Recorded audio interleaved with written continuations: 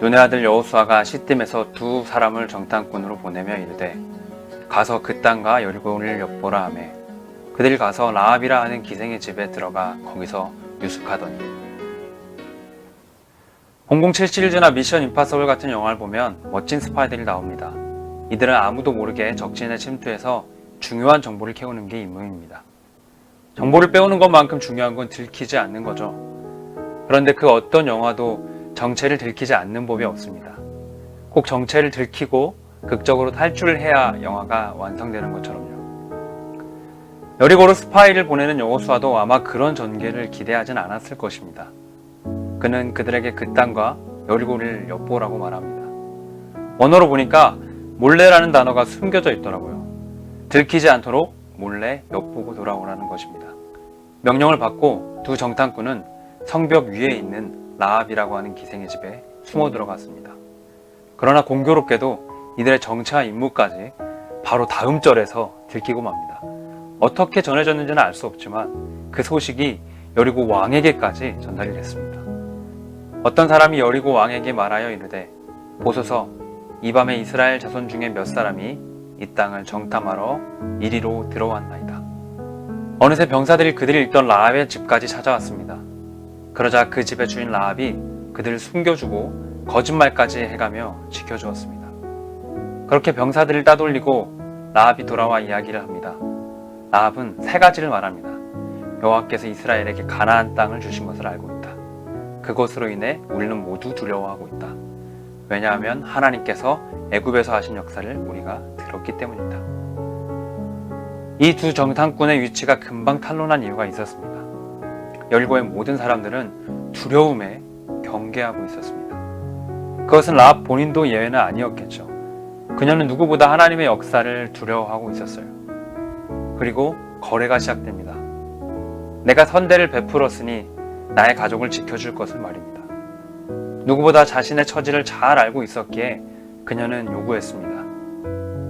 기생이라 함은 그녀의 신분이 어떠한지를 말해주고 있습니다. 그녀는 성벽 꼭대기에 집을 구해야 하는 변두리에 살아가는 처지의 사람이었습니다. 소외와 외면 속에 살아가던 그녀의 삶에 더 낮아질 곳도 없을 거라 여겼던 삶에 여리고성뿐만 아니라 가나안 땅 전체를 무너뜨릴 재앙 같은 민족의 신에 대해서 들었고 그 신이 무너뜨린 나라들에 대해 들었어요. 얼마나 낙심했을까요? 평생을 천하게 살다가 이제 죽을 일만 남았습니다. 그런 그녀 앞에 이 두 남자가 나타난 것입니다. 라합의 집을 살려줄 것을 약속하며 성벽에서 줄을 매달아 그들을 돌려보냅니다. 줄을 잡고 내려가며 두 정탐꾼이 대답합니다. 우리가 다시 올 때 이 붉은 줄을 창문에 메고 모든 가족을 다 모으라. 그러면 너희를 지키겠다. 성벽을 타고 내려가다뇨. 걸리면 죽을 수밖에 없는 대담한 일입니다. 처음 그들을 숨겨준 것, 숨기기 위해 거짓말한 것, 들통나면 그녀뿐만 아니라 그녀의 가족, 관계된 모든 사람이 다 죽는 것입니다. 그럼에도 이 줄을 붙잡고 있는 것이 유일한 살 방법이라는 것을 그녀는 알았습니다. 히브리어로 줄은 티크와라고 합니다. 이 티크와의 다른 뜻은 소망입니다. 그 줄이 그녀와 가족을 지킬 유일한 소망이었습니다. 하나님께서 가나안의 모든 백성을 멸절시키라고 말씀하셨어요. 그들의 넘치는 죄악을 진멸하시겠다고 하셨어요.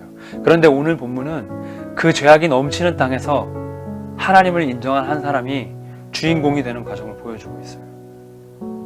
두 정탐꾼의 이름도 여리고 왕의 이름도 우리는 모릅니다. 그러나 우리는 가장 불쌍했지만 가장 의로운 한 여인 라합의 이름은 알게 됩니다. 그녀가 한 일은 목숨을 걸고 하나님을 향한 소망의 줄을 붙잡는 것이었습니다. 사랑하는 청년 여러분, 우리의 삶은 이미 그 소망의 줄을 붙잡은 삶입니다. 그리스도의 소망은 영원히 끊어지지 않을 생명의 줄입니다. 혹시 우리가 잡은 이 줄이 의심스러울 때가 있지는 않습니까? 내 전부를 걸고 매달린 이 줄이 끊어지지 않을까 두려울 때가 있지는 않습니까? 그러나 분명한 것은 이 소망의 줄은 이 세상 모든 이들을 그들 모두의 삶을 매달을지라도 우리의 믿음에 어떠한가 상관없이 그 자리에서 조금도 이동치 않을 것입니다. 오늘도 우리의 삶의 자리에서 죄악의 도시의 변두리의 인생이 아닌 하나님 나라의 주인공으로 살아가는 우리 모두가 되길 소망합니다. 우리 함께 기도하겠습니다. 우리의 소망 되신 하나님, 우리의 전부를 맡깁니다.